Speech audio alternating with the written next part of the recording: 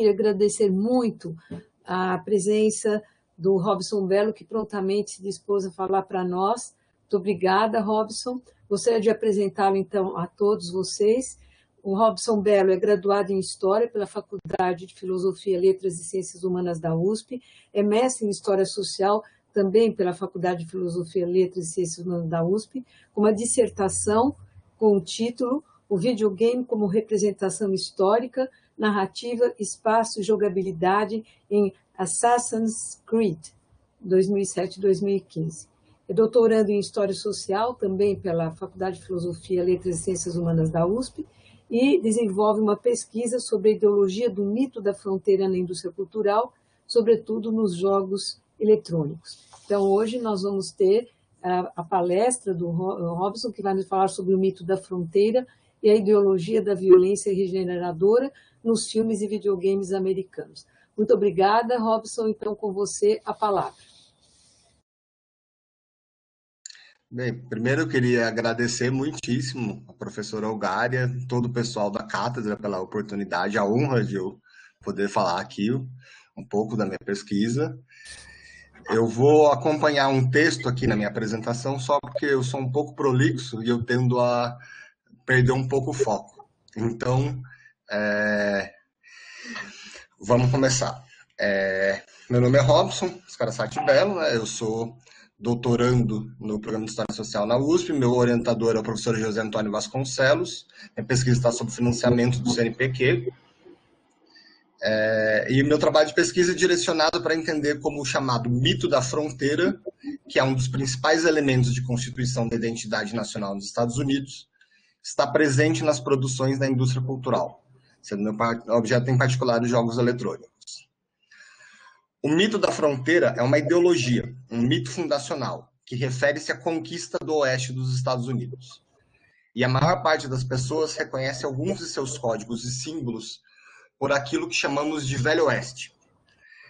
De fato, apesar dessas narrativas estarem presentes desde o século XVI e XVII, é no século XX que eles passam a ser disseminados para inúmeros países do mundo através dos chamados westerns. O que eu acho sempre interessante de pensar é que os westerns, que representam geralmente um período muito pequeno da história dos Estados Unidos, de uma história local, né, em sobretudo 1865, após a Guerra Civil Americana, meados de 1890, ele passou a fazer parte de uma memória histórica global. Né? Muitos de nós, de nossos pais ou avós, conheceram os filmes de John Wayne, do Rin Tin Tin, brincaram com o Forte Apache, ou de cowboys contra indígenas. Há fontes que dizem que até mesmo o Stalin era um grande fã de westerns, e a União Soviética, eu vou demonstrar mais para frente, ela fez red westerns, né, westerns vermelhos, que vão tematizar aí questões próprias também, e virou muito popular na União Soviética. Muitos dos pressupostos e fundamentos dos westerns, como a ideia de progresso e civilização, a relação com o outro, uma certa noção de masculinidade, a solução dos conflitos através da violência armada e a própria ideia particular de fronteira, alimentaram o entendimento de conflitos reais, assim como uma profusão de criações culturais no último século. Em primeiro lugar, eu acho que é importante fazer uma conceitualização da ideia do que eu estou chamando de fronteira, né? Porque em português e inglês existem sentidos distintos da ideia de fronteira. Em português, o que nós chamamos de fronteira, ele tem muito mais a ver com aquela fronteira física, né? A fronteira entre países, por exemplo. Essa ideia de fronteira, em inglês, ela é a palavra border. Então, quando, por exemplo, o Donald Trump está falando de fazer uma muralha entre os Estados Unidos e o México, ele está pensando em fazer uma muralha no border entre os Estados Unidos e o México. No entanto, o que eu vou me referir aqui é o conceito de frontier. A frontier, no imaginário estadunidense, é um espaço limítrofe e não estagnado, é um espaço de exploração, ocupação e conquista. Ele remete a movimento. O que esse espaço limítrofe distingue é um espaço de transição entre o mundo da civilização e a wilderness. Wilderness também é uma palavra de sentido próprio em inglês, ela remete à palavra wild. Wild, que poderia ser traduzido como selva ou selvagem. No entanto, o sufixo "ness" dá um sentido próprio. Esse é um substantivo que confere qualidade a um lugar. Então, uma cidade pode ser interpretada por um sujeito como um lugar de wilderness, né? A acepção de wilderness, né, que é esse mundo selvagem, esse mundo outro da civilização, ele foi constituído através de inúmeras disputas de sentido histórico. Até o século XVII, por exemplo, ele é um espaço perigoso, inóspito, selvagem, cheio de lugares perigosos a serem evitados. Já no romantismo do século XVIII, ele começa a ser interpretado como um espaço de isolamento, de espiritualidade e pureza. E outros sentidos vêm a ser constituídos nos séculos posteriores. Para o historiador Richard Slotkin, um autor que eu acho que ele tem um trabalho muito interessante, a definição de fronteira e o mito da fronteira, ele é a versão estadunidense de um mito mais amplo, que é a ideologia do progresso. Ele vai dizer que as bases ideológicas do mito da fronteira são as mesmas das leis da competição capitalista, da oferta e demanda, da sobrevivência do melhor, do darwinismo social, como uma racionalização da ordem social também, e a partir do Destino Manifesto, que eu já vou trabalhar daqui a pouco, e eles são blocos construtores da tradição ideológica e historiográfica enquanto política dominante nos Estados Unidos. Para o Slotkin, enquanto na Europa a industrialização e o movimento de expansão do capitalismo tendeu à concentração urbana e à tensão entre a burguesia e o proletariado, por exemplo, nas fábricas, o que levou a revoltas sociais, demandas por melhores condições de trabalho e aspirações revolucionárias, nos Estados Unidos, esse fenômeno industrial capitalista foi acompanhado de um movimento de ocupação de terras no oeste, que deslocou enormes contingentes populacionais para áreas rurais, diminuindo tensões e constituindo uma ideologia que valorizava o indivíduo e sua pequena propriedade no campo, assim como o seu empreendimento, né, do trabalho. Essa tensão entre o avanço espacial e teleológico da civilização, na ideia do progresso, e a natureza como seu contraponto, vai também balizar toda a discussão filosófica, literária e ideológica nos Estados Unidos no século XIX. O outro a ser civilizado, me perdi um pouquinho. O outro a ser civilizado na ideia desse progresso pode ser compreendido como numa espécie de espelho de Heródoto, em que os Estados Unidos são civilizados, racionais, democráticos, líderes de um progresso tecnológico e moral jamais visto. Por outro lado, os indígenas, que são o outro interno, são selvagens, místicos, atrasados. E o outro externo, que seria constantemente fabularizado na figura do mexicano, ele vai ser visto também como ingênuo, atrasado, etc. E dentro dessa definição de mito, né, o mito da fronteira, ele é uma forma particular de ideologia.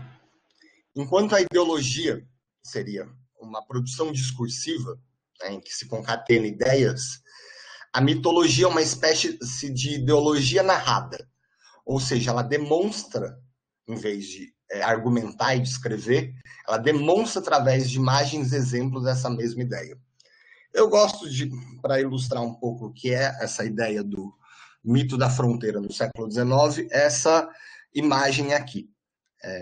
Espero que estejam todos vejam. É um quadro de um pintor chamado John Guest. Ele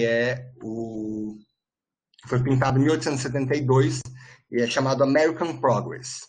Ele é uma espécie de síntese desse pensamento novecentismo sobre o Oeste nos Estados Unidos. No centro, nós podemos ver a Dama do Progresso, que está carregando um livro que aqui não dá para ver, não dá para ler direito, mas ele é um school book, é um livro escolar, né? Então ela carrega a educação numa mão, na outra ela carrega o fio do telégrafo, que é o símbolo da expansão da comunicação, atrás vem as linhas de trens, né? E aqui, mais para baixo, nós vemos os colonos que vão avançando. Do leste vem a luz em direção da escuridão no oeste, onde os indígenas, né, no centro, e os búfalos ao fundo fogem afastados.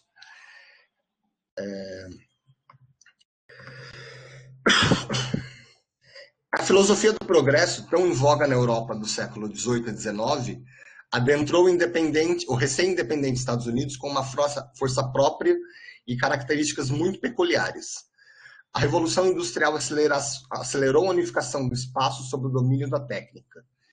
As distâncias passaram a ser mais curtas através dos trens, que também supriram alimentação e matérias-primas para novas ocupações.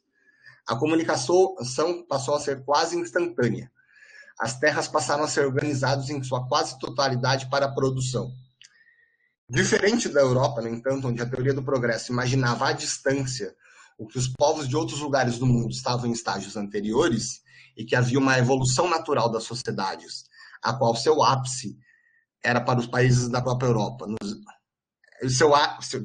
Seu ápice era os países da própria Europa.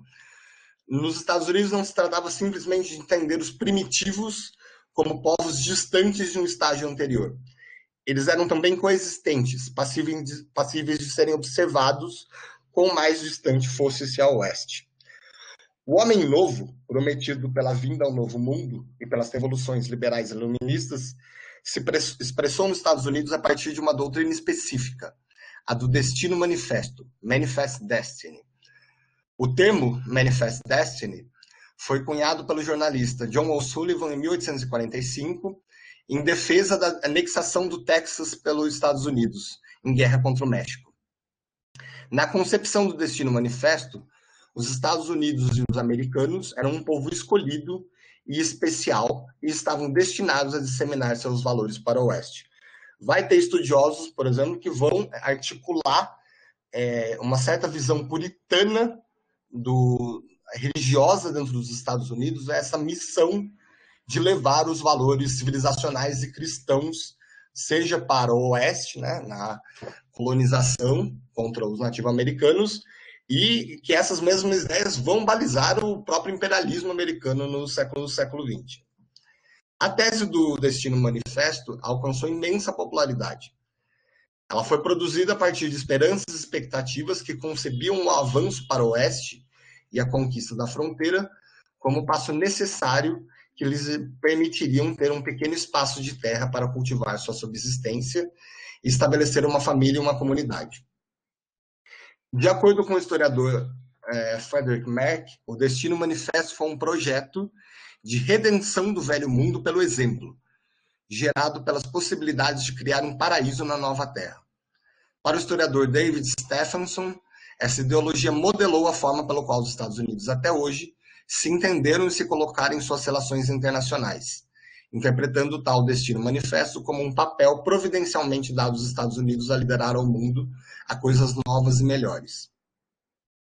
A ideologia da excepcionalidade estadunidense nasce, portanto, no distanciamento da Europa como influência principal e a partir de uma perspectiva de constituição de uma identidade nacional de características próprias.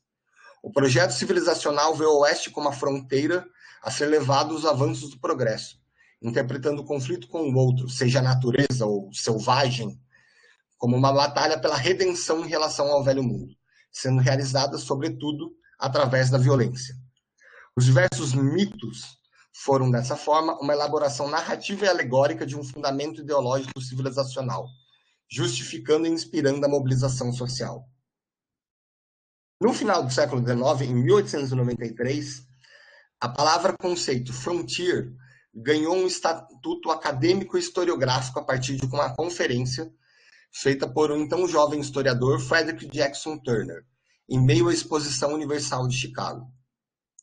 Para explicar um pouquinho, as exposições universais que existem até hoje, mas não têm um menor mesmo grau de importância do século XIX, do início do XX, eles eram espaços gigantescos reservados à exibição em pavilhões dos inúmeros avanços científicos propiciados pela Revolução Industrial. Os primeiros elevadores, os panoramas, fotografia, o cinema, diversas descobertas científicas eram exibidas em primeira mão em diversos desses pavilhões. Era extremamente popular essas feiras, essas exposições universais. É nesse contexto que o Turner ele vai partir de uma declaração do Census Bureau, né, do censo americano, que vai falar em 1890, 3 anos antes, que a fronteira estava terminada, ou seja, a ocupação da costa leste a oeste tinha terminado. Então, a partir dessa declaração, ele vai elaborar uma explicação que defendia a tese de que o avanço e a ocupação da fronteira em direção ao oeste era o principal elemento de constituição da nação americana. Ele vai dizer, até os nossos dias, a história americana foi em grande medida a história da colonização do Grande Oeste. A existência de uma área de terra desocupada, sua contínua recessão e o avanço das ocupações americanas em direção ao oeste explicam o desenvolvimento americano. Para Turner, o primeiro período da história dos Estados Unidos se encerrava ali. A originalidade da tese de Turner, que posteriormente ficou conhecida como Frontier Thesis, a tese da fronteira, deslocava a explicação da história dos grandes eventos políticos feitos por grandes homens para uma história progressista e etapista, baseada na ideia do progresso, uma história econômica feita por movimentos populacionais e pela ação das pessoas comuns, sobretudo os pequenos fazendeiros e comerciantes. Turner rompia também com outra explicação muito preponderante, então, de cunho biológico e racial, que defendia que os povos de origem teutônica possuíam uma qualidade melhor que outros homens. Isso explicaria o avanço de certas nações e não outras. Por outro lado, também criticava a noção de que seria a escravidão e a luta entre o Norte e o Sul por modelos econômicos que explicariam a história dos Estados Unidos. A ideia do progresso da civilização sobre a wilderness, levada pela ação de homens comuns buscando uma vida melhor, era para Turner a principal razão. A própria democracia americana, para o Turner, ele teria surgido a partir da experiência agrária no contato com a fronteira. Claro que o que ele chamava de homens comuns é o que hoje nós chamamos dos WASP, né? White Anglo-Saxon Protestants. São os brancos anglo-saxões protestantes. Dos fundamentos iluministas mais importantes era essa ideia de etapismo civilizacional, onde as culturas indígenas eram consideradas primitivas e, eventualmente, alcançariam as europeias. Para o Turner e outros pensadores, porque essa frontier thesis vai se tornar muito popular, o primitivo e o desenvolvido se conviviam e chocavam, e era isso que caracterizava o quão especial eram os Estados Unidos. A popularidade da frontier thesis ela vai perdurar durante, pelo menos até os anos 80. Dá para se argumentar que essa tese ela é ainda muito preponderante nos dias de hoje. Hoje ela é mais um espaço de disputa, né? Ela perdeu bastante da sua legitimidade, mas ela é altamente influenciada dentro da academia e fora dela, né? Na academia, foi um movimento chamado New Western, pela historiografia, encabeçado por historiadores como Patricia Limerick, Richard White e William Cronon, que questionou a Frontier Thesis, sobretudo denunciando o caráter de ocultar uma conquista violenta do espaço. Mais ainda, para esses historiadores, o Turner teria entendido que essa ocupação era de um espaço vazio, que teriam feito o favor de trazer o avanço das civilizações aos rincões do país. Já em um movimento de questionamento das identidades das narrativas nacionais dos anos 80, esses historiadores apontaram como o Turner teria dado continuidade aos elementos míticos da fronteira e ignorado as diferenças raciais, deixado de lado mulheres de outros povos, seja como a ocupação judia ou a intensa colonização francesa, e, sobretudo, naturalizado a conquista e o cerceamento das nações indígenas. Para um outro historiador, o Henry Nash Smith, não só ele reforça muito dos mitos da fronteira, como ele deixa de lado o que o Nash Smith vai chamar do mito agrário, que seria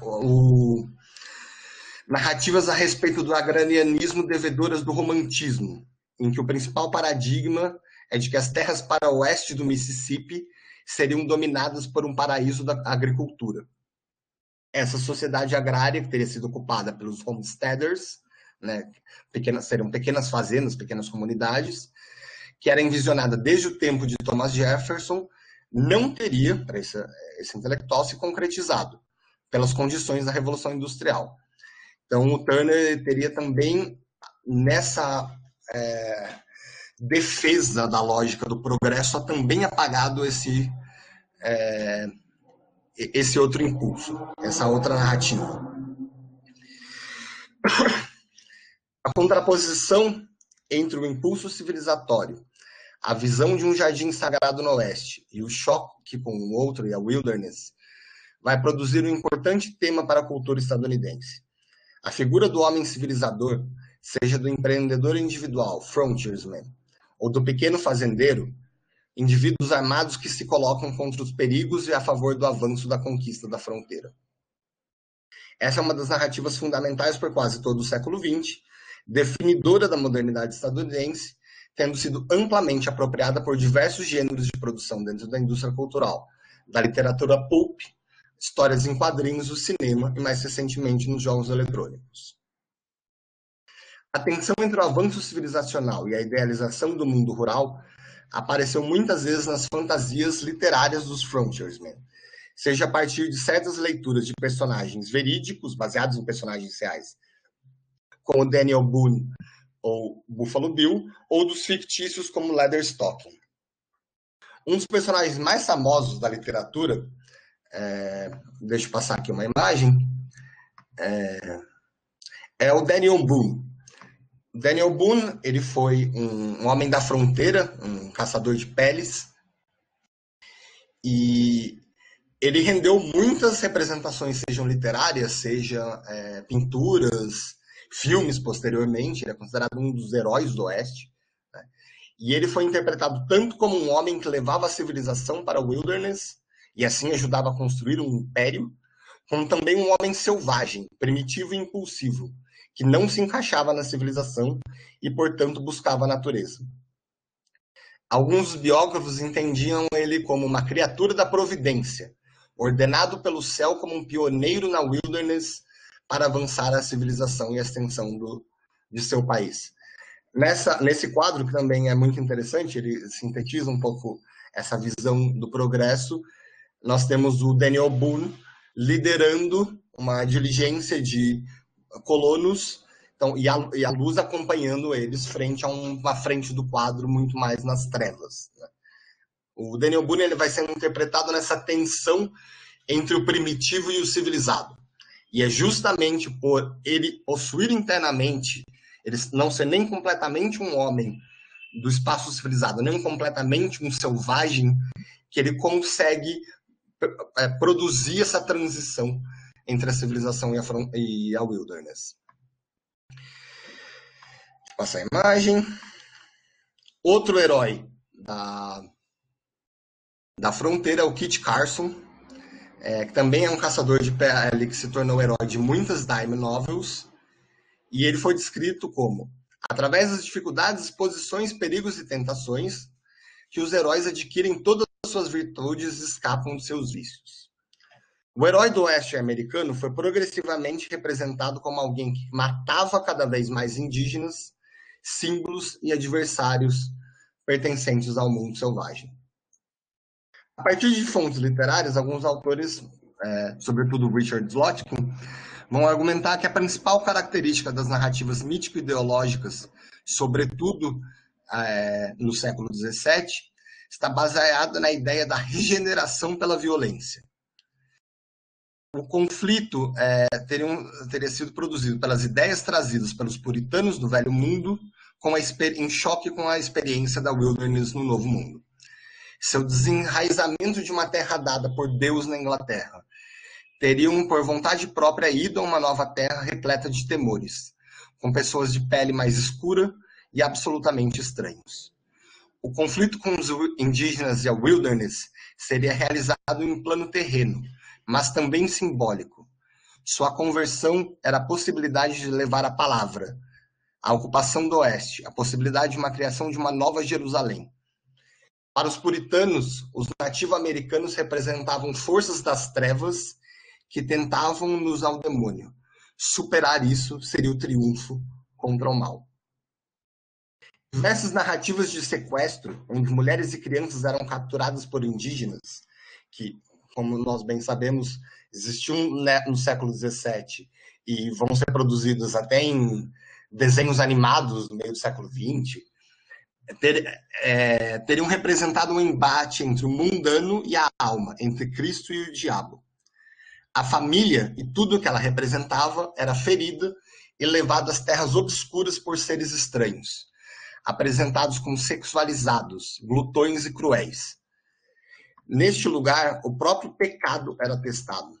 Para resgatá-los, era necessária a própria expiação do sequestrado, mas também um homem que entendia este espaço e retinha as virtudes do heroísmo capaz de exorcizá-los.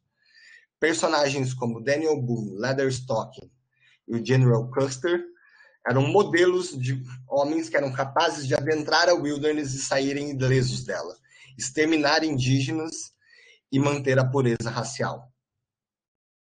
A dialética entre a civilização e a natureza nos Estados Unidos formula, assim, um caráter bastante particular. O progresso industrial é entendido como uma luz que chega à escuridão da wilderness, renovando-a através do combate ao mundo selvagem e seus habitantes. Por outro lado, é entendido como uma violência negativa, externa, que destrói o sonho do homem comum agricultor, que, por sua vez, depende de sua chegada para a ocupação do espaço. Diferentes narrativas e personagens apresentam diferentes aspectos de uma violência regenerativa. Os heróis precisam se tornar estranhos, selvagens, para levar a civilização para a wilderness, eliminando os nativos americanos que a pervertem. As diferentes histórias de cativeiro simbolizam uma expurgação do pecado, que também se dá sobre a lógica do extermínio. E os derrotados inspiram novos heróis por sua bravura e resistência até o fim. Mais para frente eu vou comentar um pouco a ideia do General George Armstrong Custer, que é muito simbólica disso. Um dos personagens mais famosos da narrativa de caçadores indígenas e também frontiersman foi Buffalo Bill, William Cody, conhecido pelo Buffalo's Bill Wild West Show, que era um círculo de espetáculos onde se reencenava grandes batalhas da cavalaria e dos frontiermen contra os indígenas. Buffalo Bill era uma figura extremamente complexa, que ao mesmo tempo ele era um grande caçador de indígenas, né? Ele era celebrado por isso, e ele fez no seu círculo representações extremamente populares dessas batalhas. Ele chegou a circular por várias cidades de leste a oeste nos Estados Unidos e foi várias vezes para a Europa. E, ao mesmo tempo, ele era um dos principais defensores dos direitos nativo-americanos. E dos atores do Buffalo Bill foi o Touro Sentado, Sitting Bull, que é considerado um dos grandes heróis das nações indígenas até hoje nos Estados Unidos. Né? O Touro Sentado ele foi responsável pela derrota do General Custer e, apesar dessa polêmica, ele defendia que ele participava desse circo porque poderia ser um veículo de divulgação do modo de vida nativo americano. O Buffalo Bill ele incentivava os nativos que eram atores no Wild West Show a colocarem as suas tendas do lado de fora para que as pessoas que fossem assistir pudessem ver o lado humano dos nativos-americanos. No século XX, essas narrativas fundacionais mantiveram permanências, assim como elaboraram novas simbologias, sobretudo a partir dos filmes do western, que aí se torna um gênero mesmo, né? O gênero enquanto essa série de códigos e uma espécie de objetificação de um determinado período histórico, que já nem mais existe, né? Alguns dos tropos narrativos comuns incluem a mocinha, que é capturada por criminosos, sejam indígenas ou bandoleiros, e que o homem deve resgatar a virilidade perdida na sobrepujação dos adversários no conflito violento. Ou então a cidade que é assaltada diariamente, o xerife deve agir com força para restaurar o status quo. o cowboy armado que resiste e combate os foras da lei, os indígenas, ou mesmo o governo, e se torna um ícone da defesa do porte de arma. Ou de presidentes como Ronald Reagan e Donald Trump, que procuram resgatar a ideia de uma America Great Again. Para o historiador dos westerns, John Cowelty, a violência, sobretudo simbólica, não deve ser entendida como um fim em si mesmo, ou cairíamos em uma fetichização esvaziante do ato, mas sim deve ser entendida em relação ao contexto em que está inserida ideologicamente. Diferentes westerns produzem simbologias distintas em relação a essa violência. Em um certo sentido, poderíamos até dizer que ao longo do século XX existiram westerns conservadores de direita que defendiam os valores do progresso contra os selvagens e westerns críticos de esquerda que questionavam muito desses valores. Alguns westerns tomavam uma perspectiva turneriana, em que o protagonista era o pequeno fazendeiro, o homem comum branco, cuja violência era reativa, de autopreservação. Ou então um certo turnerianismo de esquerda, como o filme Jesse James, de 1939. Deixa eu passar a imagem aqui à frente. Essa aqui eu acabei pulando de mostrar. Esse aqui são selos comemorativos da série de livros do Leatherstocking Tales, que foi produzido na União Soviética em 1989. Então, é um símbolo de como essas narrativas eram absolutamente populares nos Estados Unidos no século XIX, e eles mantiveram uma grande popularidade no fim do século XX, do outro lado do mundo, no fim da Guerra Fria. Deixa eu passar aqui de novo. Eita. Tá. Esse aqui é o filme Jesse James. Eu vou colocar algumas imagens aqui do filme só para tornar um pouco mais visual a apresentação. Esse Jesse James, que é um filme de 1939, teve uma sequência, né, com o irmão do Jesse James, que é o Frank James. É um filme que poderia ser classificado como um filme em que o homem branco comum, ele é um homem branco comum de esquerda, porque o fora da lei era um homem explorado que resistia aos banqueiros e ao sistema. Outros filmes, por sua vez, valorizavam o indivíduo empreendedor, que reagia aos bárbaros indígenas e fora da lei, enquanto tentava criar um oásis civilizatório, como é o Dodge City aqui, de também 1939. Em português o nome é Uma Cidade que Surge. Em ambos os casos, a violência ela é o mecanismo de solução desses conflitos, seja de extirpação do explorador, né, seja de acabar com os selvagens e com os marginais para permitir o avanço do progresso. Outro filme muito interessante é o filme de 1939, No Tempo das Diligências, Stagecoach, um filme do John Ford, que é um dos mais celebrados do gênero, e que é o filme que alçou John Wayne ao estrelato. Ele narra a história de um fora da lei chamado Ringo, que é esse personagem aí da imagem, que viaja em uma diligência, aquelas carruagens, né, com vários cavalos, com vários personagens que sintetizavam um microcosmo do povo americano. Eu abri aqui uma imagem para discutir um pouco isso. Isso aqui são todos os personagens que estão no filme, né? Da esquerda para a direita, nós temos o pastor, na mesa sentado o Ringo, que é o fora da lei, e ao seu lado a prostituta. De pé atrás deles estão o xerife e o deputy, que é uma espécie de delegado do xerife em inglês. Eu não sei se tem uma palavra mais correta de tradução para português. Do outro lado da mesa nós temos a dama da sociedade, o dono da hospedaria, um médico bêbado, um banqueiro um pouco escondido logo atrás, e de pé também na direita o oficial da cavalaria, e ao seu lado um apostador.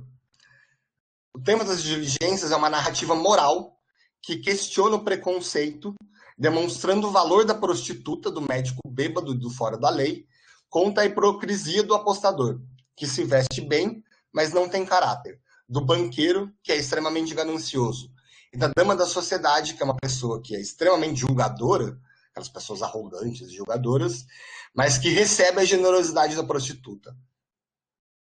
Então é um filme que vai advogar e para além das aparências dessa moralidade mais tradicional conservadora.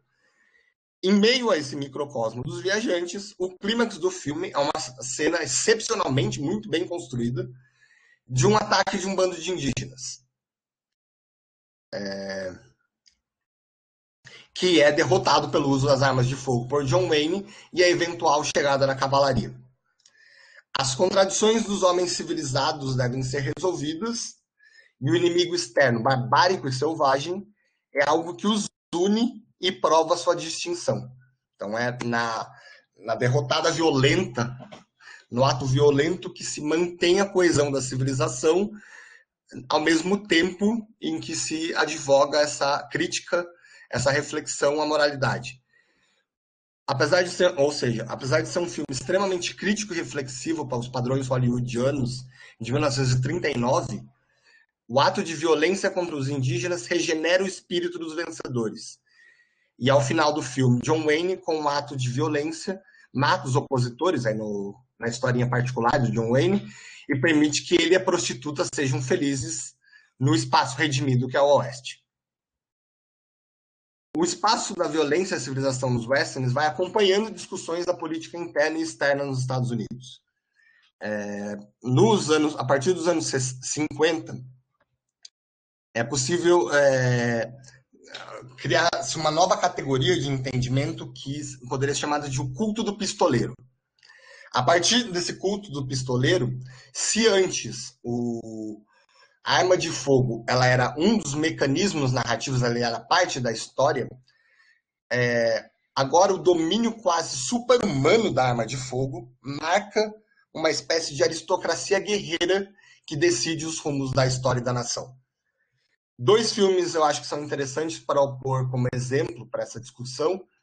O primeiro é esse filme que está em cartaz aí, que é o Matar ou Morrer, Hai-Num. Ele foi escrito por um roteirista que era um comunista, Cal Forman, que foi colocado na lista negra de Hollywood. Nesse filme, o xerife ele acabou de se aposentar, casou com uma Quaker, que é uma religião pacifista, e um bandido, Frank Miller, que um dia dominou a cidade, ele está se reunindo com os comparsas para assassinar o ex-xerife e controlar a cidade. Durante todo o filme, o xerife ele passa tentando recrutar os outros cidadãos, dizendo a importância de resistir à tirania. Mas todos eles, sejam os bons cidadãos da igreja, o juiz, até as figuras que são mais marginalizadas, eles se recusam por diferentes motivos. O filme foi construído como uma crítica à democracia americana e como as pessoas não se levantam para resistir e fazer o que é o certo. E ele é tanto uma analogia à ascensão do macartismo e do fascismo, né, quanto também o blacklisting em Hollywood, que o Cal Forman estava sendo vítima. Ao final, o Will Kane é obrigado a resistir sozinho e a esposa, que é pacifista, percebe que o pacifismo não pode ser absoluto e toma as armas também para ajudar a vencer os bandidos. O que garante a eles a superação desses conflitos, no entanto, é o fato do xerife ser praticamente um super-herói no uso da arma de fogo. Em resposta a esse filme, o John Wayne e um outro diretor, que é o Howard Hanks, eles vão fazer um filme chamado Rio Bravo, que aqui em português se chama Onde Começa o Inferno. Uma situação parecida acontece em que um bando de bandidos vai entrar na cidade e a força da lei tem que fazer algo a respeito. Nesse filme é a coragem e a união entre os amigos do John Wayne que repelem as forças invasoras. Os cidadãos nunca são sequer consultados, porque para o Wayne e o Hanks, né, o ator e o diretor, o monopólio da violência deve permanecer dentro do Estado e por uma aristocracia que domina o seu uso. E aí vale dizer que essa lista, esses filmes são 2 filmes muito simbólicos de um certo embate dentro de Hollywood, porque a lista negra de Hollywood, a qual Cal Forman foi listado, ela foi formulada pelo House of Un-American Committee, né? Tipo, que era dentro do macartismo, um grupo dentro do Congresso que perseguia atividades antipatrióticas. E que dentro de Hollywood ela era apoiada pelo Motion Picture Alliance, que é a aliança das pessoas que estão dentro dos filmes, né? E que advogavam a preservação dos ideais americanos. E quem era um dos presidentes dessa aliança era o próprio John Wayne. Né? Nos anos 50, também, nós vamos começar... Opa, peraí, pulou aqui slides. Eita, acho que eu estava procurando uma imagem, acho que eu esqueci de pôr ela. Nos anos 50, o presidente Eisenhower, no meio da Guerra Fria, ele começou a procurar a formulação de uma política externa baseada no problema Zapata, né, que seriam as políticas de insurgência e contra-insurgência no Terceiro Mundo. E isso tinha o nome de problema Zapata, porque a Revolução Mexicana era um modelo para estabelecer como os Estados Unidos deviam agir ali dentro. Em Hollywood, os filmes começaram a cumprir um papel de experimentação alegórica para verificar a recepção do público a narrativas que se passavam dentro de histórias em que os cowboys entravam em contato com uma revolução no México. Então, por exemplo, em Veracruz, de 1954, os cowboys descem ao México em busca de trabalho e eles são recrutados pela monarquia francesa que ocupava no meio do... Aqui é o conflito no meio do século XIX, não a Revolução Mexicana de 1910. Eles são recrutados pela monarquia para combater os insurgentes. Eventualmente, os protagonistas empatizam com a população campesina se revoltando e aliam-se a ele para combater os tiranos. O elemento que se destaca é que o valor reconhecido dos camponeses é o do esforço da luta contra a tirania. E os cowboys emprestam sua capacidade militar à luta deles, levando-os à vitória. Outro filme que tematiza a contra-insurgência é Sete Homens em um Destino, que é um remake do filme de Sete Samurais, do Akira Kurosawa. Enquanto nos Sete Samurais, a aristocracia guerreira dos samurais se unia contra os camponeses, contra a barbárie dos bandidos, do inimigo interno, nos Sete Homens, um Destino, a narrativa acontece fora do país de origem, né? Não nos Estados Unidos, mas no México, onde os sete cowboys são uma elite guerreira que desloca-se para salvar o povo oprimido de seus próprios opressores. No filme, a população chega a preferir, em determinado momento da narrativa, o opressor local e apoia eles contra os cowboys. Só que os cowboys, eles percebem que o melhor para aqueles camponeses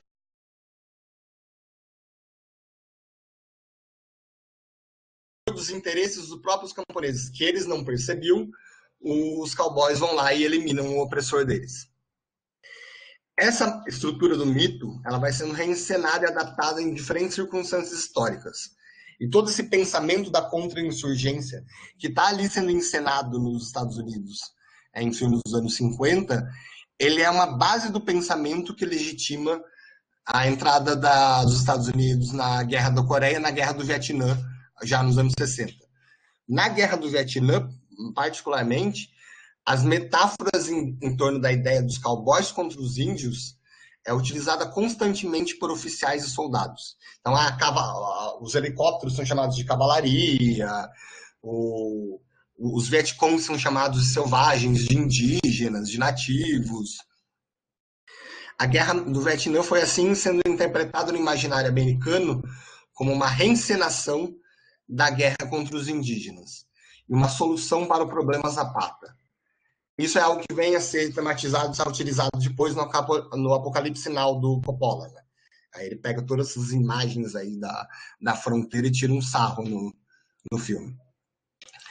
O resultado catastrófico da Guerra do Vietnã e os paralelos feitos em relação à guerra com a situação histórica dos nativos americanos tiveram um impacto gigantesco na produção dos westerns a partir dos anos 70. Em conjunto com uma percepção antibélica, as lutas por direitos civis, o nascimento da contracultura, a narrativa do mito da fronteira começou a ser duramente questionada. Os westerns vão progressivamente perdendo popularidade e mudando de temática, dando maior atenção às vítimas do processo civilizatório. Filmes como Pequeno Grande Homem e Soldier Blue, aqui agora eu já posso passar a imagem, essa aqui é uma imagem do Soldier Blue, eles vão tematizando os massacres das comunidades indígenas no avanço ao oeste, muitas vezes produzindo analogias diretas com o massacre de My Lai no Vietnã. O massacre de My Lai foi quando uma companhia de soldados massacrou um vilarejo inteiro que não possuía combatentes, só possuía idosos, mulheres e crianças. Isso foi para a Suprema Corte, foi um exagero tão grande que a própria companhia foi condenada. Na historiografia, e aqui essa aqui é uma imagem do Soldier Blue, em que ele vai, no ato final do filme, é um dos filmes mais violentos, é um dos primeiros filmes de Hollywood que é extremamente violento, visceral mesmo, de cenas gráficas, para demonstrar o massacre dos indígenas. Na historiografia, a New Western vai acompanhar esse movimento aí cultural mais amplo, e ela vai apontar, eles vão apontar como a narrativa imperialista da ocupação do Oeste coloca o homem branco como sempre, e aí é um inverso, né? E eu acho que essa é uma categoria muito interessante para pensar até os nossos dias, porque autores como, por exemplo, a Patricia Limerick, elas vão dizer como um dos recursos mais interessantes retóricos era de que o homem branco nesse Oeste, ele sempre se colocava como vítima. Ele era vítima da natureza, então, eu vim aqui querendo plantar e a terra não pega, ou então tem tempestade de areia. Então, ele é sempre vítima da natureza, ele é vítima, e aí a natureza também encara os indígenas como parte dessa natureza, né? De outros humanos, então pessoas que não seguem muito bem as regras, ou então assim, é culpa da natureza, é culpa dos bandidos, dos ladrões, ou então do governo federal. Esses políticos aí que não deixam nós vivermos nosso empreendedorismo. Essa crítica ao governo federal, da ingerência do governo federal, ela vai ter aí analogias com outros mitos dentro dos Estados Unidos, como, por exemplo, o mito do Sul, né, o Sul, né, das plantations, ele vai dizer, é um mito bem conhecido, né, de que as plantations elas eram uma grande família entre homens e brancos, e quem interferiu e pôs na cabeça dos negros que eles estavam sendo explorados era os Yankees que estavam inventando história, né? Então, essa repulsa à união, e aí a disputa entre local e união, não vai dar para mim entrar aqui nessa conferência, mas é uma questão muito interessante de ser entendida nos Estados Unidos. Enfim, enquanto em solo americano o mito da fronteira começa a ser desconstruído, na Itália, eu acho que isso aqui é uma outra coisa interessante, né? Na Itália, nos anos 60, vão sendo produzidos os spaghetti westerns. Então, existe uma história muito interessante, que também não vai dar para entrar, que é a circulação dos westerns para o contexto europeu, para o Japão, e depois como esses filmes europeus e japoneses eles retornam e influenciam também os filmes e a produção sobre a fronteira em geral nos Estados Unidos. Mas os spaghetti westerns, eles vão esvaziar bastante o conteúdo mítico de narrativa fundacional e vão trazer outras questões. Então, por exemplo, em Django, que vai inspirar o Django Livre do Tarantino, o antagonista ele é uma espécie de líder fascista cujos membros eles vestem capuzes vermelhos e eles são uma espécie de Ku Klux Klan. A principal característica dos spaghetti westerns é a estilização da violência. E aqui isso vai ser carregado também depois. Um exemplo claro é pensar no próprio filme do Tarantino, aquela violência exagerada e tal, né? A estilização da violência tornar a violência um ato estético. É a pistola que aparece e funciona como um rifle de longa distância, a metralhadora que está escondida dentro de um caixão. Aqui tem uma imagem da metralhadora dentro do caixão do Django original, de 1966.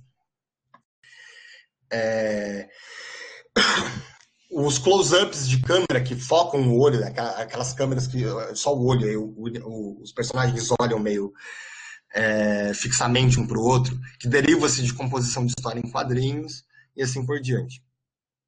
É também nos anos 70, né, que em plena crise desse mito da fronteira, que a indústria dos videogames nasce mas ela não expressa essa crise num primeiro momento.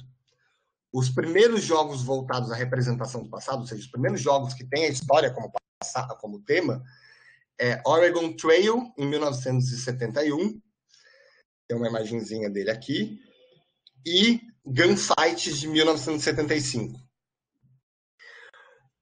O Oregon Trail, ele é muito interessante, que ele é um jogo educacional. Então, o primeiro jogo de representação do passado dos videogames é um jogo sobre o Oeste, a conquista do Oeste, e um jogo educacional que é feito por professores da rede pública de Minnesota.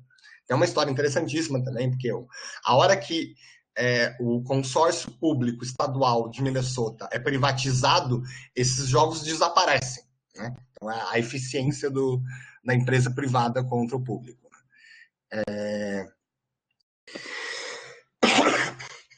Agora, enquanto essa foi uma tentativa, a maior parte dos jogos ele seguiu mais um modelo deste aqui, que é baseado aí já muito no Western Spaghetti, que é essa violência esvaziada de significados mais amplos, né? Então aqui é um duelo muito simples de dois cowboys, né? Meio em signos aqui que lembram um deserto.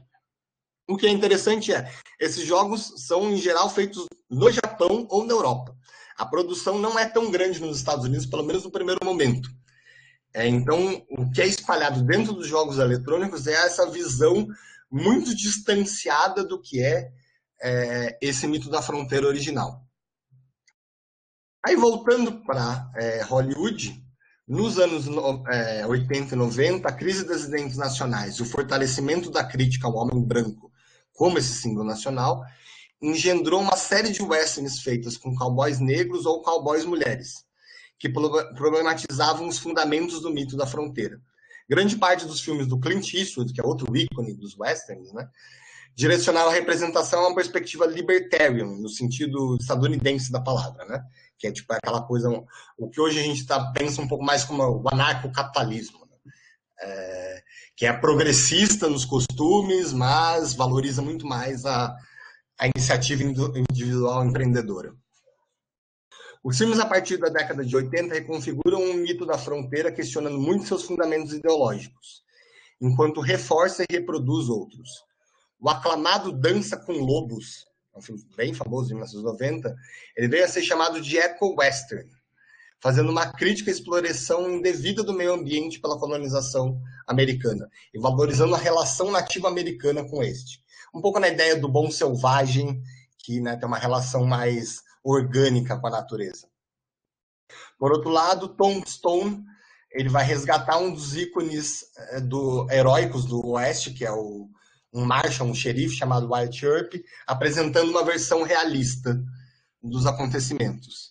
Outro filme muito famoso em 2007, muita gente conhece, que é o assassinato de Jesse James pelo covarde Robert Ford. Ele vai revisitar o Robert Ford, que era considerado um traidor, um assassino, e ele vai humanizar essa figura. Então, esses vários filmes eles vão questionando e mantendo muitos dos aspectos do mito da fronteira, mas criando uma certa humanização e uma versão que menos mítica, que o Hollywood consideraria menos mítica desses acontecimentos. A transformação na produção dos filmes, entretanto, ela vai se chocar com uma reação conservadora no mundo político nos anos 80. Né? Aí temos aqui outra imagem, que é esta aqui, que é uma propaganda do Ronald Reagan, uma propaganda de 1981. O Ronald Reagan é alguém que vai absolutamente se vincular à ideia de um presidente cowboy. Né? O slogan que o Trump vai recuperar, que é tipo Make America Great, o Trump vai chamar de Make America Great Again. Né? É a ideia do homem forte, do frontiersman, que irá enfrentar os desafios e regenerar a nação através da força e da masculinidade. Em conjunto com isso, né, puxando aqui novamente para os jogos eletrônicos, este aqui é um jogo chamado Custer's Revenge, foi um símbolo conservador da época, de muito mau gosto. A comunidade dos gamers hoje, ela absolutamente rechaça, porque ele tenta se afastar desse tipo de imagem. Né? Mas o que é esse Custer's Revenge? Primeiro, para explicar, eu disse que eu ia comentar mais para frente, o General Armstrong Custer, George Armstrong Custer, ele foi um general que era um grande herói na guerra contra os indígenas, mas ele foi derrotado na Batalha de Little Big Horn em 1866. Pouquíssimos meses antes do centenário da independência. Então estava todo mundo esperando que eles iam fazer uma grande comemoração com o Custer derrotando os indígenas, e ele foi derrotado e morto. Essa imagem que foi chamada, essa derrota, ela foi elevada a uma espécie de um sacrifício heróico em nome da civilização. E ela foi sendo aí representada de diferentes formas no resto do século XIX e por todo o século XX. Então, em muitos filmes, em muitas representações, ele essa derrota que tem um significado, né? Um pouco como a Batalha das Termópilas dentro do universo europeu, né? Os 300 de Esparta que se sacrificam por um bem maior. Nos anos 60, ele começa a ser visto mais como alguém que conhecia os indígenas, não queria massacrar eles, mas ele é obrigado pelo governo federal. Nos anos 70, ele vira um narcisista, símbolo da arrogância branca. Nesse jogo, ele basicamente, vocês podem ver essa imagenzinha muito simples, no lado esquerdo da tela, ele é o General Custer, que está pelado, né, com o falo dele ereto, e a ideia é atravessar a tela e estuprar a indígena do outro lado. Então, vingando-se e restaurando a virilidade. Mais do que essa representação simples e absolutamente grotesca, né, o que os produtores fizeram? Eles enviaram o jogo para vários grupos de feministas, vários grupos de nativos americanos, e conforme a recepção e os protestos foram aumentando, né, pelo choque desse jogo, os produtores absolutamente rentabilizaram com esse jogo. Foi um jogo tecnicamente simplérrimo, bobo, mas eles ganharam muito dinheiro em cima da polêmica que eles ganharam em cima dos protestos. E aqui já dentro essa reação conservadora de defesa dos valores do Custer sendo resgatado. Essa ideia do homem forte, ela vai ser vista não só no Reagan, mas também no Bush pai, né, e no Bush filho, né? Existem inúmeras fotografias do Bush filho nos anos 2000 que procuravam recuperar a mesma ideia do cowboy presidente. O Donald Trump também vai utilizar muitos dos discursos e dos símbolos da campanha reaganista. Aqui, a partir daqui, eu gosto de um argumento do Fredric Jameson, que ele vai falar de como a produção da pós-modernidade, que é outro termo que ele dá para capitalismo tardio, organiza-se em torno da ideia de pastiche. O pastiche, assim como a paródia, é uma bricolagem de elementos do passado, esvaziando seu conteúdo ideológico original. Mas, diferente da paródia, ela não tem uma forma satírica e sim se leva a sério. Nesse sentido, enquanto o mito da fronteira foi perdendo força e transformando seu significado, começou a se deslocar os fundamentos ideológicos dela para a ficção científica. Então, já em 1969, a popular série Jornada nas Estrelas, Star Trek, o subtítulo dela é The Final Frontier, a última fronteira. O próprio universo se torna um espaço de exploração e ocupação, e os povos alienígenas são entendidos sobre a mesma regra do etapismo civilizacional do século XIX. Há um caminho único que inicia-se no primitivismo e encerra-se no ápice tecnológico das viagens interestelares.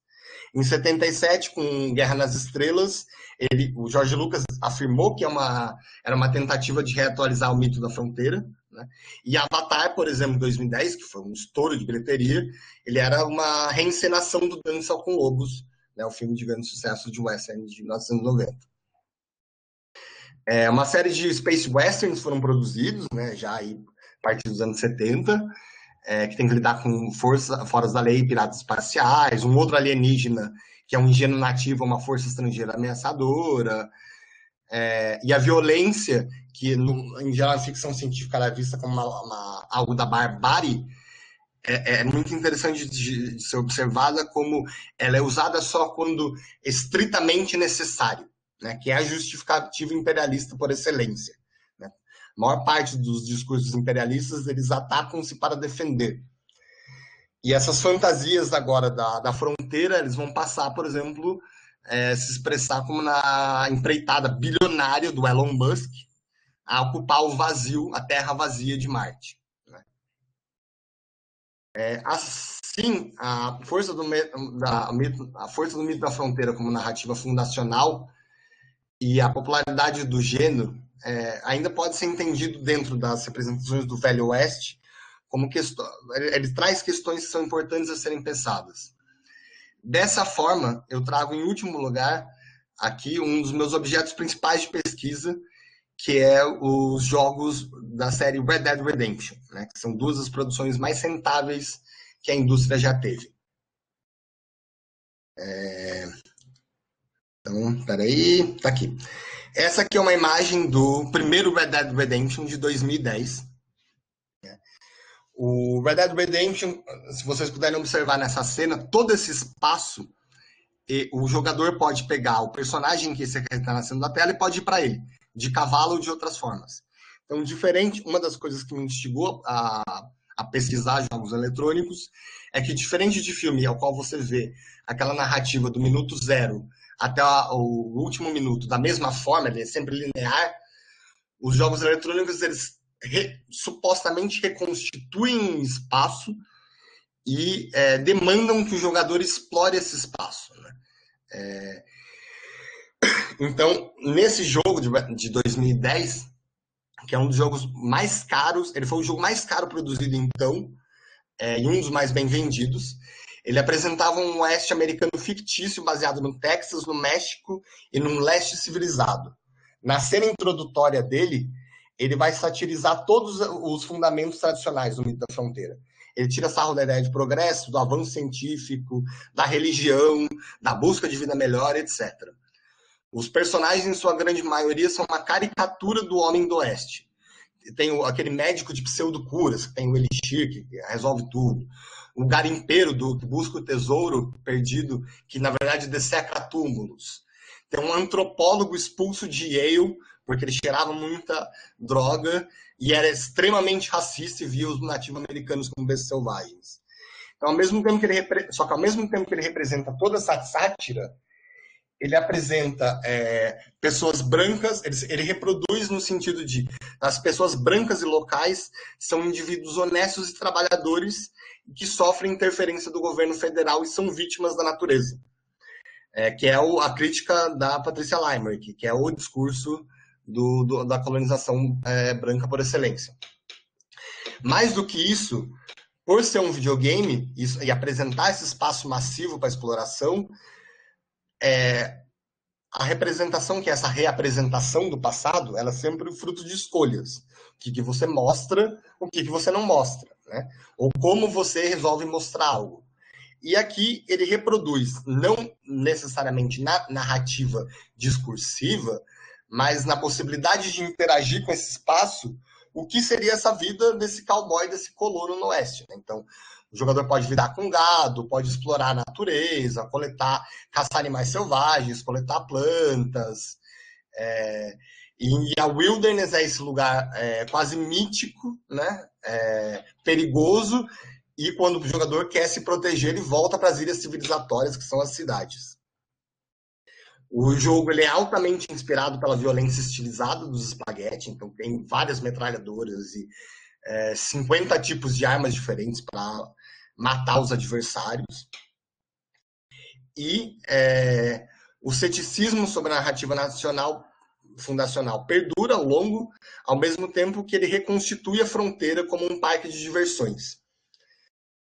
Em 2018, em meio ao governo do Trump, a sequência feita com o Red Dead 2, que aí tem uma questão muito interessante, porque enquanto ele é muito caro e vende pra caramba, e é uma sátira do ponto de vista narrativo, o 2, ele esquece a sátira.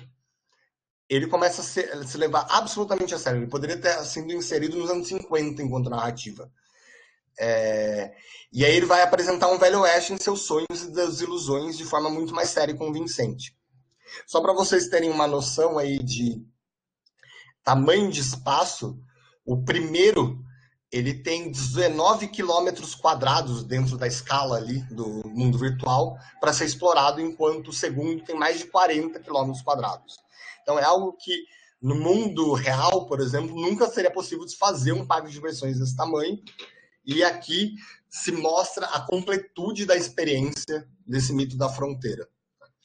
E aí, só para encerrar a conferência, eu acho que talvez tenha demorado um pouco mais, por isso que está ali boa parte. Eu deixo aqui para vocês como os jogos, né, e esse mito da fronteira, ele tem uma alta popularidade em duas imagens que circularam bastante durante a nossa eleição de 2018. Uma é essa, que é o presidente, o candidato do PT, o Haddad, em cima de um cavalo como cowboy, é Haddad Redemption, e do outro lado, uma versão da capa do jogo do Red Dead Redemption 2 com o Bolsonaro na capa. E bem, acho que é isso. É isso. Espero que eu não tenha demorado tanto, que eu tenha aí colocado algumas questões para a gente pensar. Muito obrigado de novo pela oportunidade. O microfone está desligado, professora. Muito obrigada pela belíssima palestra, Robson. Há várias questões chegando, eu só gostaria de dizer a todos que estamos recebendo as perguntas pelo chat, quem quiser continuar a fazer essas questões.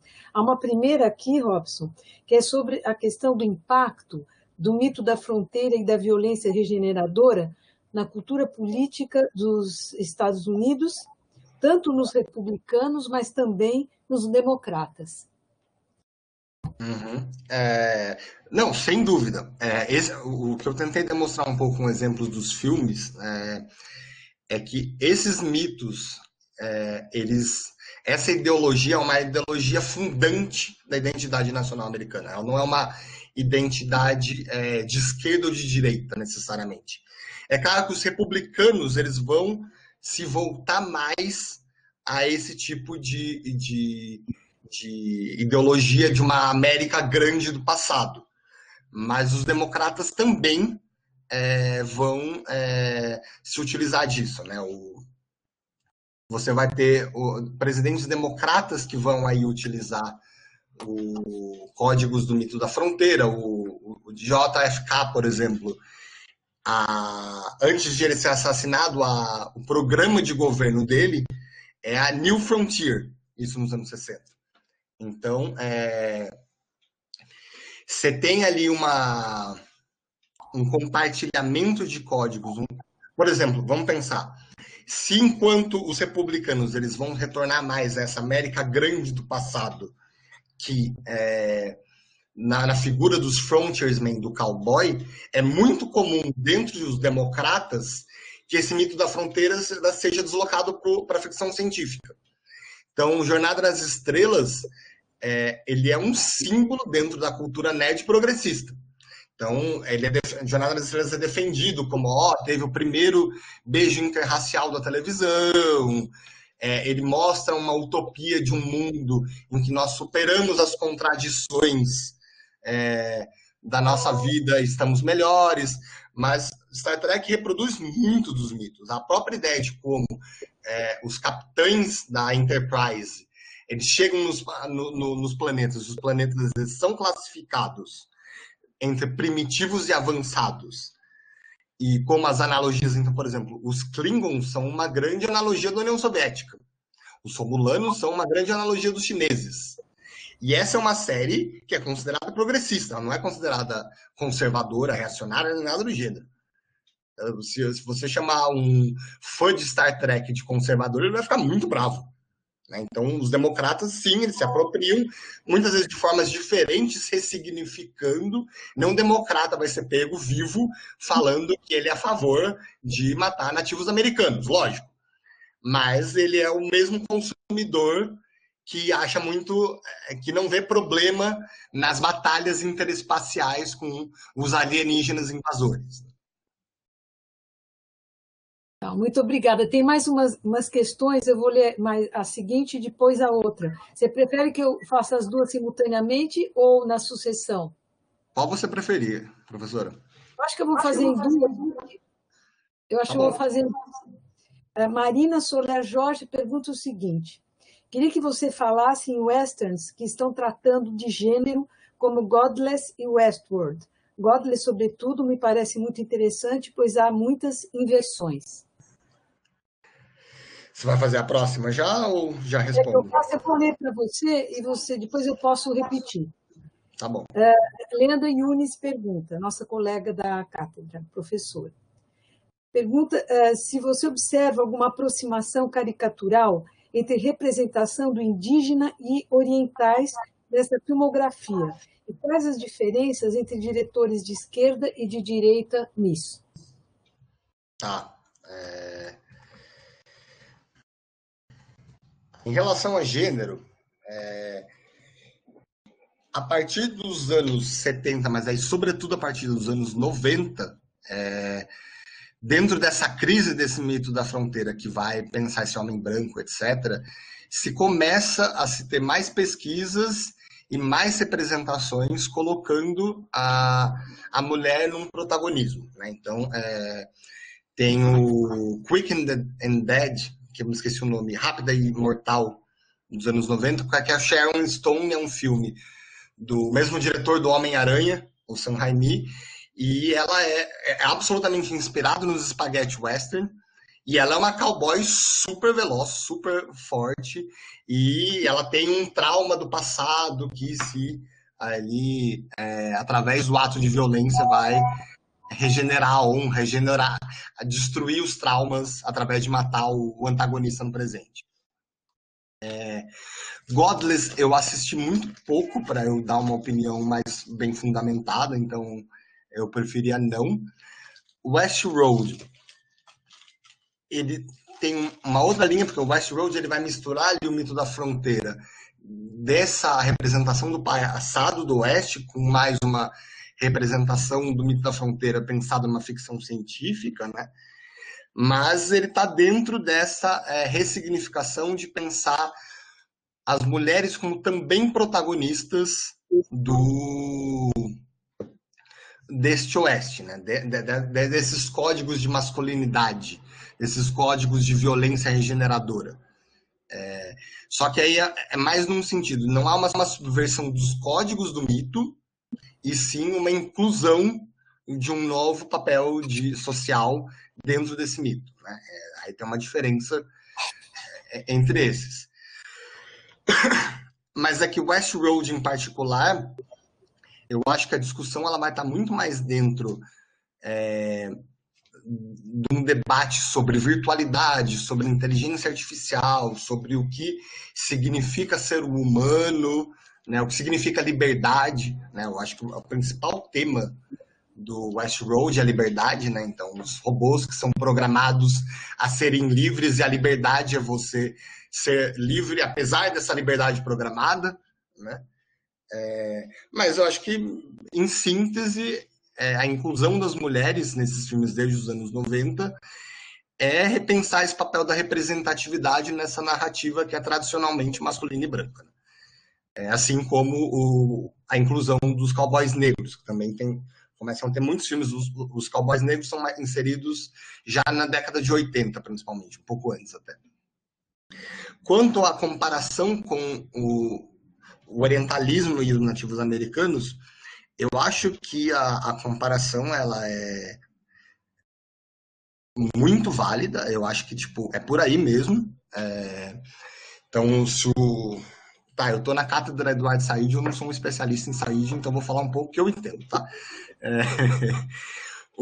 Se no Said o orientalismo é o Ocidente pensando o Oriente a seu espelho, então o Ocidente é o democrático, é o racional, é o lógico, e o oriental é o cara que é irracional, é o cara que é déspota, etc, etc. Eu acho que esse mesmo espelho, né, ele é utilizado nos nativo-americanos.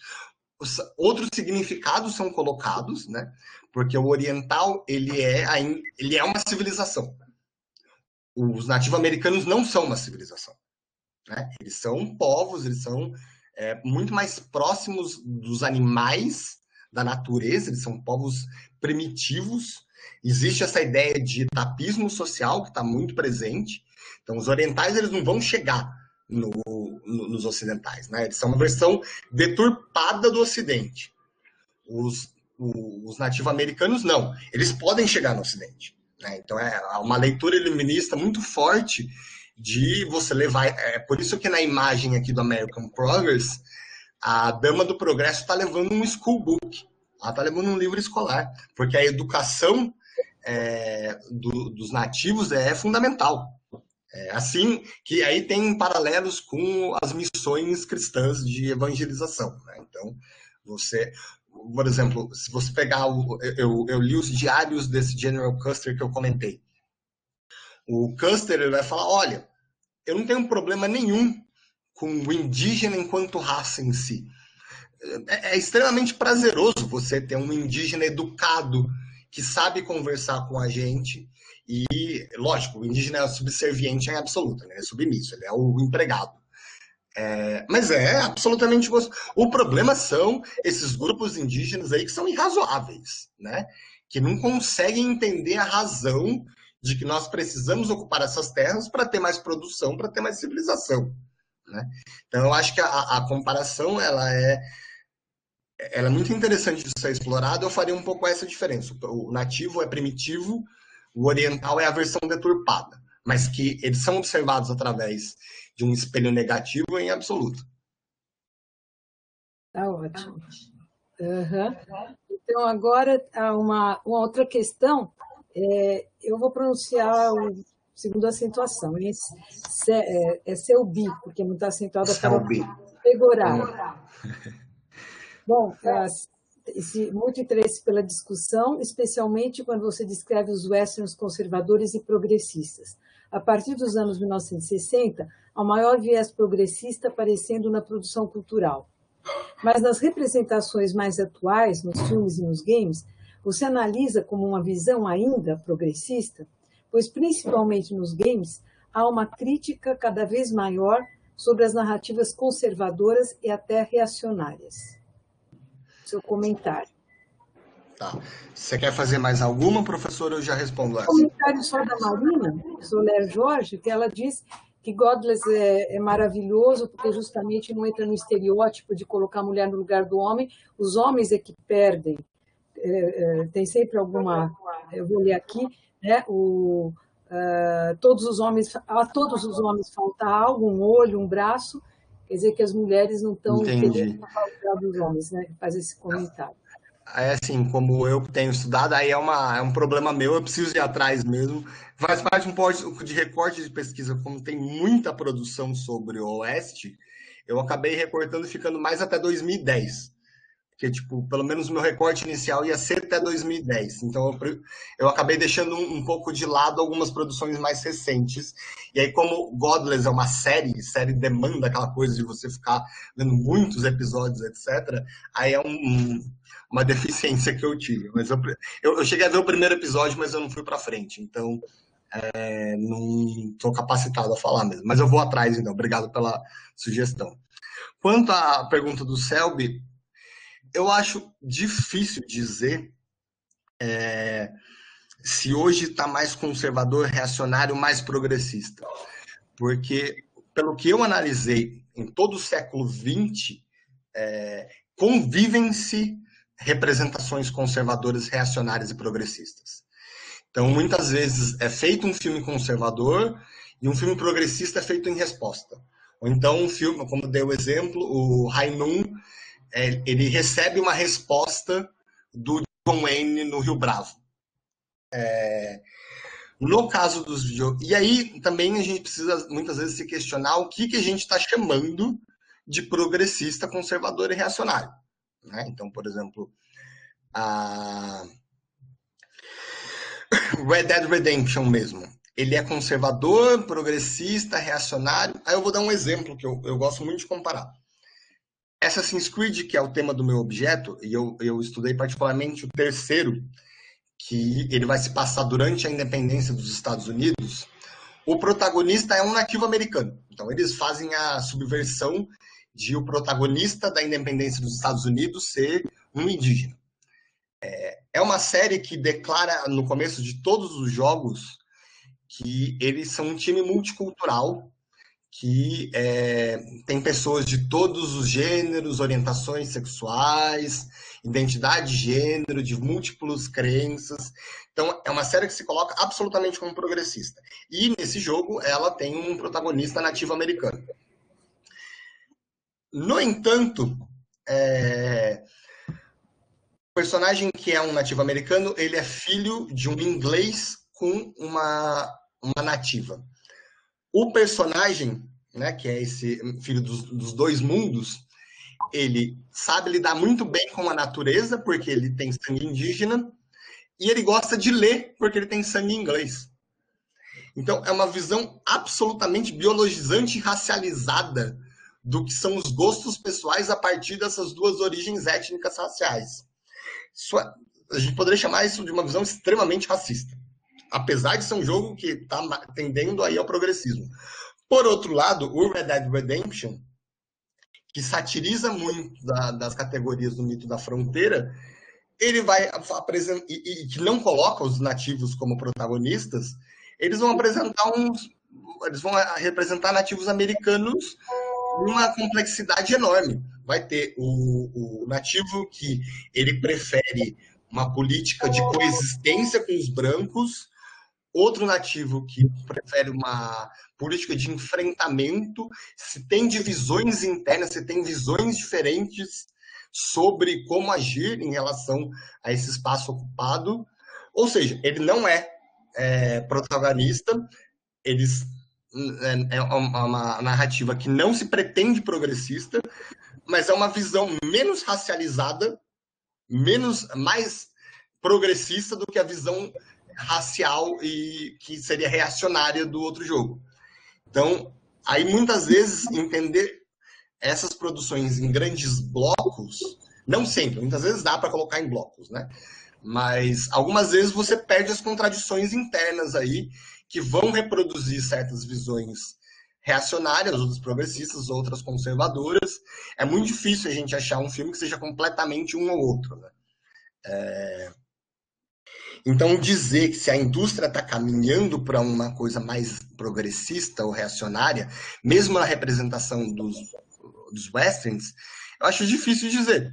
Eu acho, pelo menos assim, talvez aí precise daquele velho afastamento de poder olhar com uma certa distância, mas o que eu acho é que a gente está num momento, assim como em outras esferas do campo social, numa disputa, né, de narrativa, numa disputa ideológica, né? Aí a extrema-direita ascendendo e ganhando eleições em todos os lugares, a esquerda tentando aí andar em ovos dentro de mais ou menos um establishment democrático. Acho que isso se expressa nessas produções culturais que também vão estar aí disputando esse campo de representação. Tá bom, obrigada. Olha, tem uma última questão, a gente ficaria muito tempo ainda falando com você, eu gostaria de conversar depois com você, que eu tenho muitas coisas aqui, mas o Sávio Cardoso diz o seguinte: gostaria que o Robson falasse um pouco mais das especificidades de sua fonte histórica, ou seja, os jogos eletrônicos. Como a historiografia tem lidado com essas fontes? Esse é um campo que ainda é muito novo. Os primeiros estudos mais profícuos sobre jogos eletrônicos, isso dentro do campo da computação, ou da comunicação, eles têm coisas de 20, 30 anos assim, explodindo. Tá? Os primeirinhos ali têm 30 anos, só vai começar a ter o campo, só vai começar a se constituir na virada do milênio. Dentro da historiografia, isso acompanha também, então, uma coisa de 10 anos, 15 anos. Não tem uma grande produção, nem nacionalmente, nem internacionalmente. E o meu esforço foi um pouco de tentar trazer aí para o campo da discussão de representação do passado, e eu fui pensando metodologicamente como entender isso, né? Porque o cinema, a literatura, a maior parte das fontes, ele tem já metodologia e discussões teóricas muito consolidadas e avançadas de décadas, se não mais de 100 anos, né? Os videogames, não. Então, o que eu tive que fazer, por exemplo, e outros colegas que eu conheço, é se apropriar muito das discussões de teoria literária, de teoria do cinema, etc., das discussões extremamente recentes sobre a internet, o virtual, por exemplo. O que eu cheguei à conclusão, as minhas considerações de como eu analiso, é uma articulação entre três principais elementos desses jogos, que é a narrativa audiovisual, porque todos os jogos eles são imagens que se movem, né, com som, não necessariamente com som, né, mas aproximando aí de uma discussão sobre o cinema, o que é a exploração do espaço, para a gente discutir um pouco o que é a exploração do espaço de uma forma bem sintética. Quando vocês estão mexendo no computador, a tela, ele é um espaço, e o mouse, o ponteirozinho do mouse é um avatar. Você coloca o comando ali no mouse, né, fisicamente, e ele se expressa num avatar.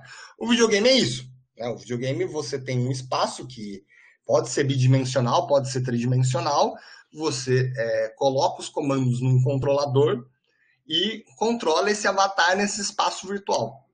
A diferença só é que, enquanto no Windows a gente clica o botão iniciar e abre aquela janelinha, nos videogames você clica no cavalo e sobe no cavalo. E a partir do cavalo você interage com outros objetos aí desse mundo tridimensional.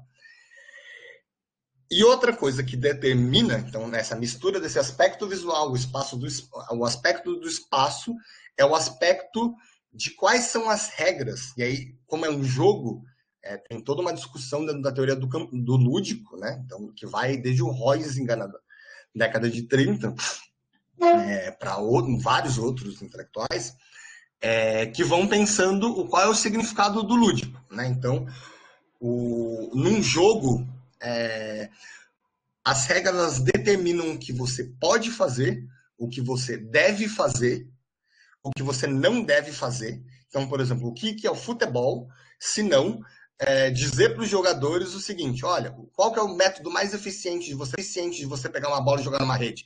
Você pegar a bola e correr lá. O futebol proíbe você de usar as mãos e te obriga a usar os pés, que é algo absolutamente contraintuitivo, né? Então, e aí, dentro desse espaço lúdico, valem outras regras e outras representações, que têm relações com o mundo real, né? Mas você brincar de cowboy indígena, por mais que se expresse uma ideologia, não é de fato o brincar com... Não é de fato caçar indígenas, né? O que reproduz aí, o que expressa, ele cria ali uma esfera de relativa autonomia. E aí você vai ter um debate gigantesco de como esses jogos ou as representações, elas influenciam ou elas são um espaço de catarse do jogador, né, ou do espectador.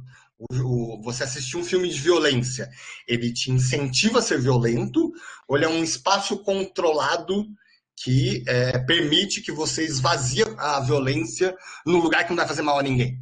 Não tem jogos aí extremamente violentos que você matar todos os avatares virtuais do mundo. Você não está ferindo ninguém. Vai ter gente que vai argumentar que fala, você está aí soltando toda a sua carga de tensão num lugar que vai fazer mal para ninguém, então faz isso mesmo. Outros vão falar, pera, esse ato de violência vai naturalizando, né, o que é essa violência, a ponto que a pessoa deixa de ver como tanto um problema. É um debate que eu não sei responder qual a melhor resposta, né, mas é uma questão. Então, quando vai se trabalhar os videogames como objeto, tem que sempre articular o que é a visualidade, o que é esse espaço e o que o jogador pode ou não pode fazer ali dentro. Então, se um jogador ele pode, por exemplo, no espaço do oeste, pegar um cavalo lá sagado, isso é uma coisa. Se ele pode conversar com as pessoas, por exemplo, em Red Dead, pode-se fazer tudo. Não pode. Você não pode pegar, esquecer toda a narrativa de violência e plantar uma fazenda. Ser o fazendeiro ideal do Thomas Jefferson. Outros jogos vão colocar essas possibilidades. O Red Dead, por exemplo, não. Então é sempre no... E como eu dei o exemplo do Red Dead 1, a narrativa, a visualidade, né, o que é contado nas cenas, etc., ele está tirando o sarro do Velho Oeste. Na jogabilidade, no espaço virtual, nas possibilidades do que você pode ou não fazer, não. Ele está levando o Velho Oeste absolutamente a sério. Né? Então, esse contraste do que você pode fazer, do que você pode explorar, e do que uma narrativa está te contando, do ponto de vista de representação do passado, ou de qualquer representação que você queira ver, eu acho que é por aí que a gente pode tirar significâncias ideológicas ou sobre o mundo social e assim por diante.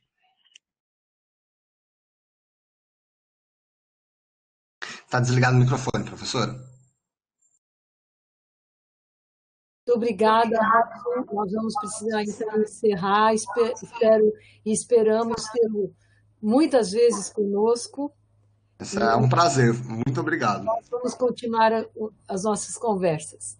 Muito obrigada a você, muito obrigada a todos, a todas e até a próxima conferência. Muito obrigada, Robson. Obrigado, professor. Obrigado a todos.